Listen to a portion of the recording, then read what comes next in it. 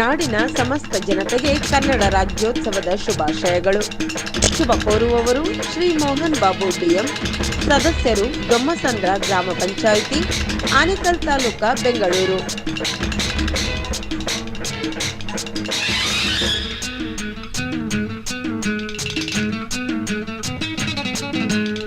ಹುಟ್ಟಿದರೆ ಕನ್ನಡ ನಾಡಲು ಹುಟ್ಟಬೇಕು, ಮೆಟ್ಟಿದರೆ ಕನ್ನಡ ಮಣ್ಣ ಮೆಟ್ಟಬೇಕು. ಬದುಕಿದ್ದು ಜಟಕ ಬಂಡಿ, ಇದು ವಿಧಿಯೋಡಿಸುವ ಬಂಡಿ.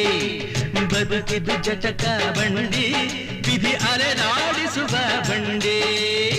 ಹುಟ್ಟಿದರೆ ಕನ್ನಡ ನಾಡಲು ಹುಟ್ಟಬೇಕು, ಮೆಟ್ಟಿದರೆ ಕನ್ನಡ ಮಣ್ಣ ಮೆಟ್ಟಬೇಕು.